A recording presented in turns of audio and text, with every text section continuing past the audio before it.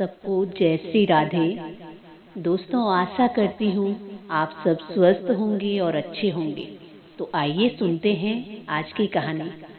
कहते हैं कि एक बार 3 दोस्त कहीं जा रहे थे।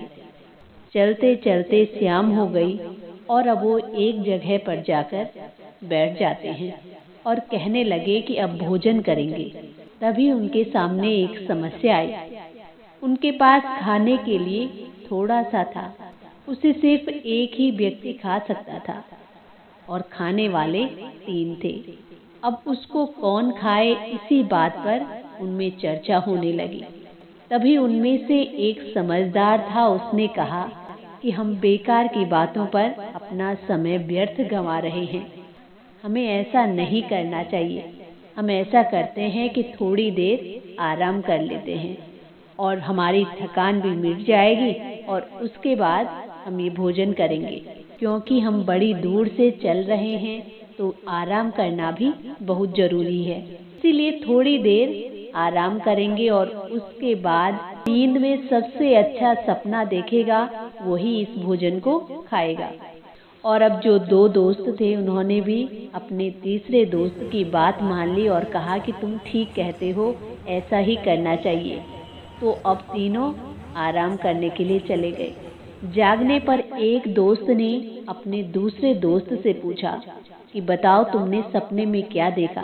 तो वो कहने लगा कि क्या बताऊं, बहुत अच्छा सपना देखा मैंने। जैसे ही मैं सोया एक प्यारा सा सपना शुरू हुआ।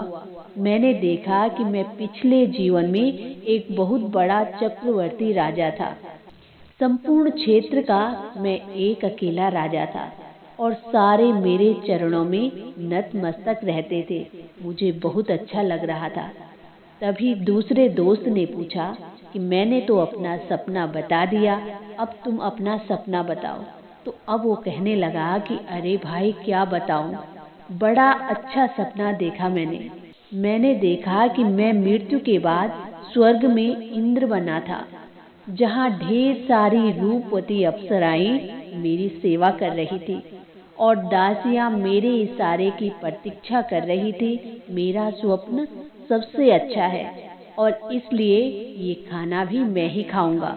तो पहला दोस्त कहने लगा कि ठीक है, लेकिन जल्दी मत करो। अभी तीसरे ने क्या सपना देखा उसका सपना सुनना भी जरूरी है। और अब वो दोनों अपने तीसरे दोस्त से कहते हैं कि बताओ तुमने क्या सपना देखा। तभी तीसरा कहने लगा कि दोस्तों, मेरे सपने के बारे में तो कुछ पूछो ही मत। बस देख लिया, जो भी था जैसा था अच्छा था, जैसा था अच्छा था, मुझे अच्छा लगा, मन तृप्त हो गया। उन दोनों ने कहा कि नहीं नहीं, ऐसा नहीं चलेगा। हमने अपना सपना बताया है, तुम्हें भी अपना सपना बताना पड़ेगा। इसी के बाद निर्णय होगा कि इस खाने को कौन खाएगा। तो कहने लगा कि ठीक है, जब तुम सुनना ही चाहते हो तो सुनो। मैंने कोई सपना नहीं देखा। सच्ची बात तो ये है कि जैसे ही मैं लेटा तो हनुमान जी आ गए और वो बड़े गुस्से में थे। उन्होंने आगे आकर कहा कि तुम कितने मूर्ख हो, भूख के मारे तुम्हें नींद नहीं आ रही है और फिर भी तुम सोने का नाटक कर रहे हो। जब तुम्हें भूख लगी है और तुम्हारे सामने रोटी है तो तुम उसे खाते क्यों नहीं हो। और इस प्रकार वो गुस्से से अपनी लाल लाल आंखों से मुझे डराने लगे और वो मुझसे कहने लगे कि अगर तुमने ये खाना नहीं खाया तो फिर तुम्हें कभी भी खाना नहीं मिलेगा, तब तुम्हारी अकल ठिकाने लग जाएगी। और मैं हनुमान जी के इस विकराल रूप को देखकर डर गया और मैं धीरे से उठा और चुपचाप मैंने खाना खा लिया। और ये सुनकर वो दोनों दोस्त हैरान हो गए, क्योंकि एक अतीत का सपना देख रहा था, दूसरा भविष्य का और तीसरा वर्तमान का सत्य भोग रहा था। इसीलिए कहते हैं कि हमें वर्तमान में ही जीना चाहिए। विवेक के साथ वर्तमान में जीने वाला ही अपनी आत्मा से साक्षात्कार कर सकता है।